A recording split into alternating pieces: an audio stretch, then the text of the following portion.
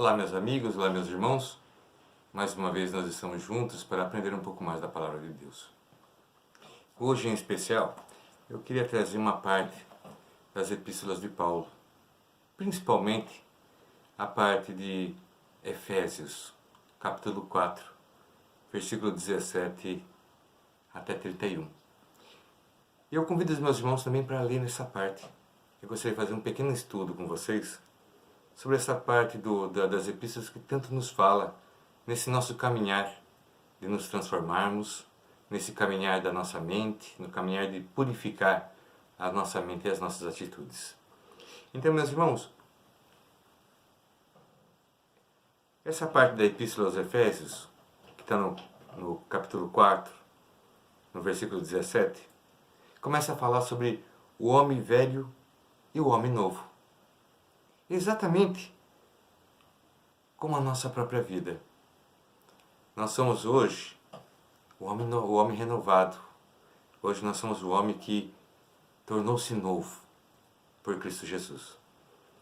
E nessa passagem, Paulo fala, né?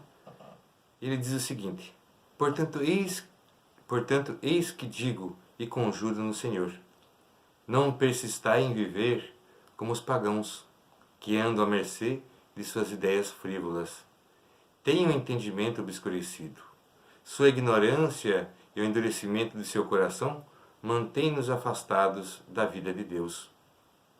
Indolentes, entregam-se à dissolução, à prática apaixonada de toda espécie de impureza. Vós, porém, não foi para isto que vos tornaste discípulos de Cristo. Se é que o ouviste e dele aprendeste, como convém à vontade em Jesus. Renunciai à vida passada. Olha só o que ele fala: renunciai à vida passada, renunciai às suas atitudes de antes. Torna-se um homem novo em Cristo. Essa é a grande oportunidade, essa é a grande novidade, e essa é a mensagem, né? De ser diferente, poder ser diferente, de ter uma vida renovada com a consciência, coração e espírito e evolução. Tudo isso é muito importante. Então, vós, porém, não foi para isto que vos tornaste discípulos de Cristo. Se é que ouviste e dele aprendeste, como convém a verdade em Jesus. Renunciai à vida passada, despojai-vos do homem velho, corrompido pela concupiscência enganadora. Veja só o que ele fala. Renunciai à vida passada e tira de você o homem velho. O homem velho aqui significa as atitudes, significa a forma de viver, a forma de ser, a forma de pensar, a forma de agir antiga que tanto nos provocava dor e sofrimento. Renova as tuas atitudes, renova a tua vida, renova realmente os teus dias com coisas novas. Retira o homem velho que reclamava, retira o homem velho que só via defeito, retira o homem velho que só via o escuro das coisas. E busca enxergar com os olhos sãos, renovados e curados pelo olhar do Cristo Jesus. Né? Renunciar à vida passada. Deixa aquilo que já foi. Mas tenha novas atitudes. Aí continua a nos falar Paulo: renovai sem cessar o sentimento de vossa alma. Renovai sem cessar. A nossa alma não pode parar. O nosso conhecimento, a nossa transformação não pode parar. Renovai sem cessar, ou seja, se esforce sem cessar essa renovação. E revesti-vos do homem novo, criado à imagem de Deus em verdadeira justiça e santidade. Se não houver a retirada do homem velho,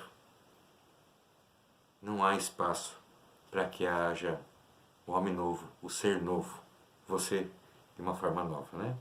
E da continuidade ainda, a partir do versículo 25, sobre exercícios das virtudes. E o apóstolo aconselha assim: por isso, renunciai à mentira. Fale cada um ao seu próximo a verdade, pois somos membros um dos outros. O primeiro conselho que o apóstolo fala na questão de virtudes é renunciar à mentira. Porque a mentira é um ato. A mentira é uma atitude. A mentira é algo que nós fazemos. Não é algo que vem pronto. Nós fazemos, nós fabricamos a mentira. E o apóstolo Paulo diz o seguinte: renunciai à mentira. Fale cada um ao outro a verdade. Porque a verdade, ela nos dá uma tranquilidade de consciência, nos dá uma paz interior, nos dá verdadeiramente uma serenidade. A verdade tem esse efeito na nossa vida. Enquanto que a mentira nos faz ficar aflito, ansioso, temeroso, com medo e assim por diante. Não é? Ele ainda diz assim: fale cada um ao seu próximo a verdade, pois somos membros um do outro. Olha, meus irmãos, a mentira é um veneno.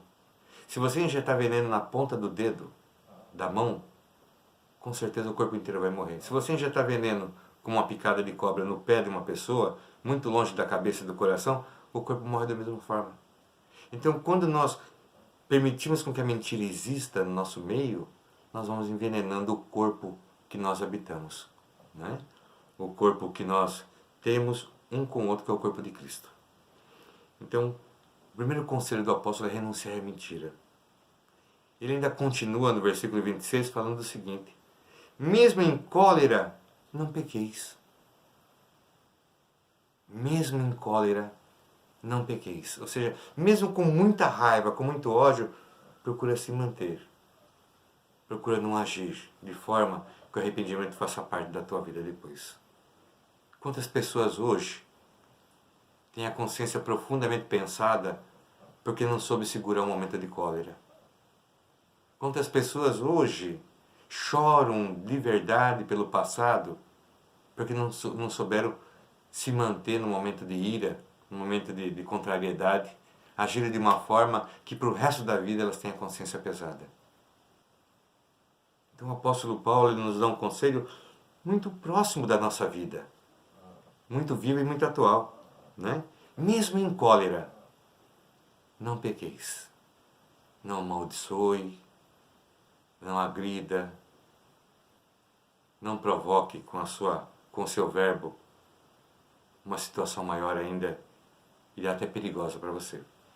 E ainda fala, o apóstolo Paulo continua: não se ponha o sol sobre o vosso ressentimento, ou seja, não durma com ódio de alguém.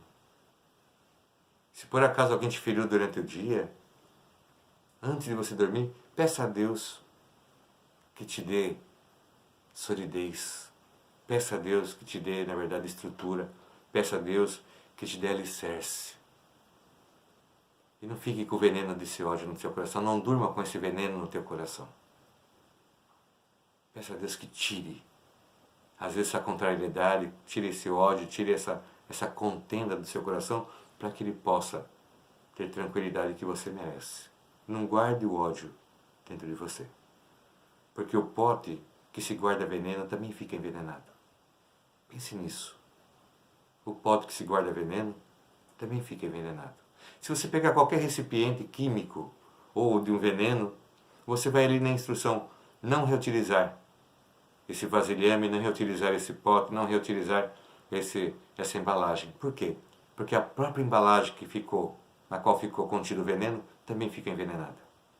Então, quando nós dormimos ou mantemos o ódio dentro de nós, esse veneno tão terrível que é o ódio, nós também ficamos envenenados. Da mesma forma que o pote fica envenenado quando se guarda veneno ali, né?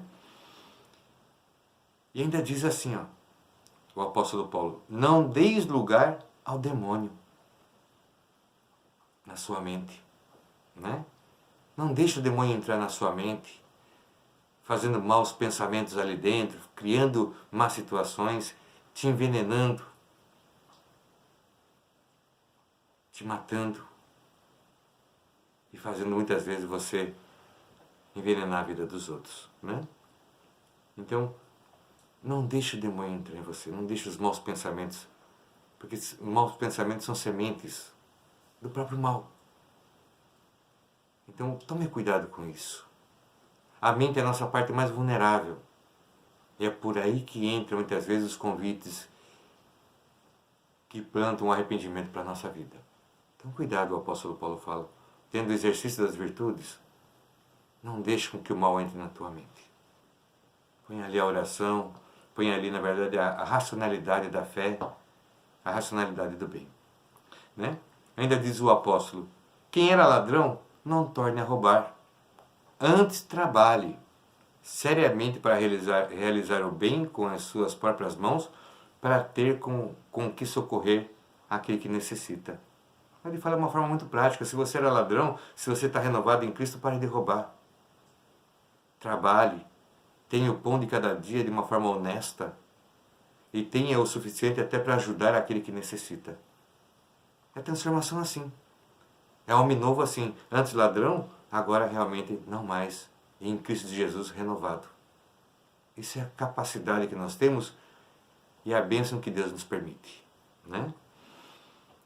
Agora entra também uma parte muito importante na questão das virtudes.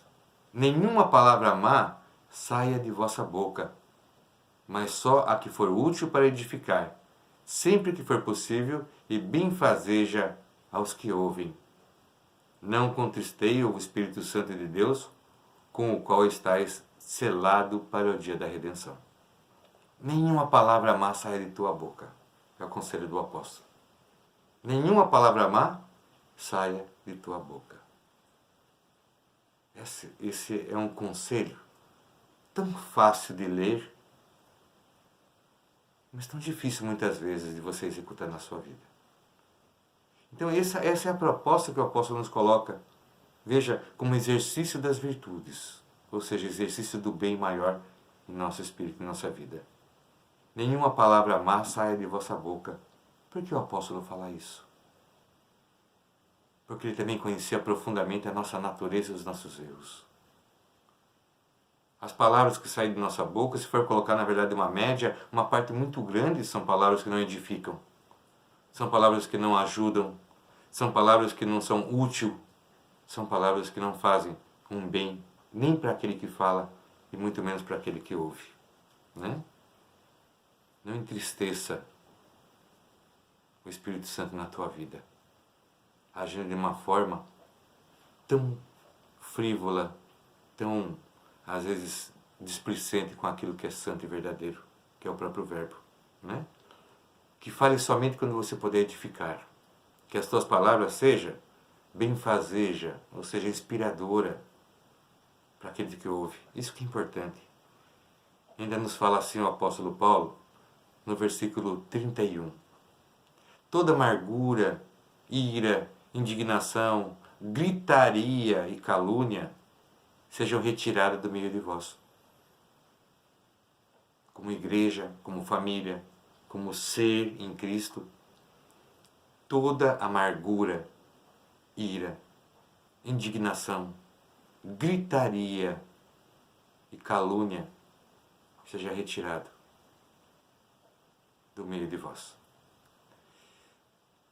Veja só o que diz isso. É importante entender isso, né? É muito importante. Amargura, ira, indignação, motiva o que provoca a gritaria e o que faz a calúnia, passa tudo pela nossa mente primeiro. Tudo isso aqui que o apóstolo Paulo fala para retirar do nosso meio, não entra pelo pé, não entra pela mão, não entra pelas costas, entra pela mente. Então, se nós pegarmos todo esse exercício de virtude, o apóstolo Paulo diz e nos fala: purifica a tua mente, para que puro sejam as suas atitudes, para que honrado seja o teu corpo e para que santo seja a tua história, né? Porque nós somos selados para o dia da redenção em Cristo. Então, veja, toma cuidado com a tua boca. Não é só o apóstolo Paulo que fala. Se você for lá em Tiago, também fala da mesma forma, que a língua é uma espada. Não é somente o apóstolo Tiago e o apóstolo Paulo, mas também o Cristo fala. E assim todos aqueles que falam, na verdade, também fala dessa necessidade que existe de termos um controle maior sobre o nosso verbo, sobre a nossa boca, sobre a nossa fala. Mas esse controle maior só vai acontecer quando tivermos um controle do nosso estado mental. Onde nasce a fé, mas também onde nasce a descrença. Onde nasce a esperança, mas também onde pode vicejar a desesperança e a banalidade.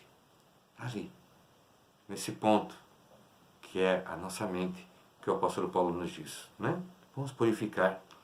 Vamos não deixar com que aconteça na nossa mente amargura, ira, indignação, gritaria e calúnia. E todo tipo de malícia. Né?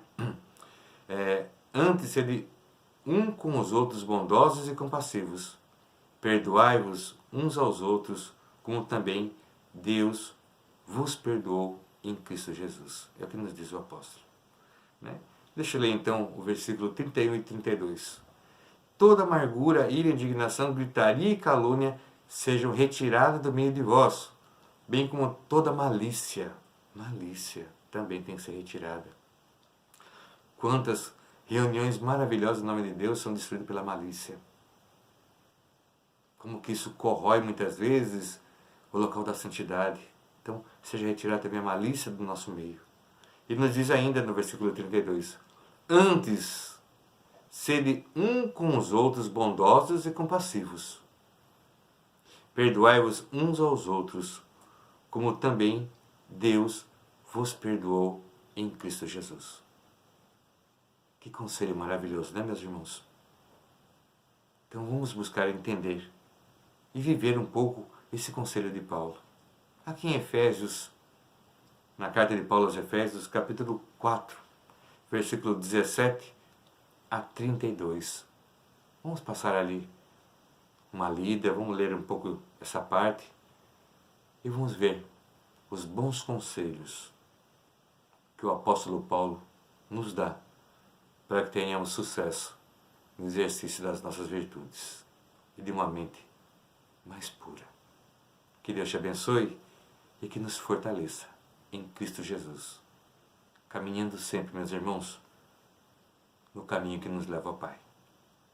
Até a próxima, se Deus quiser.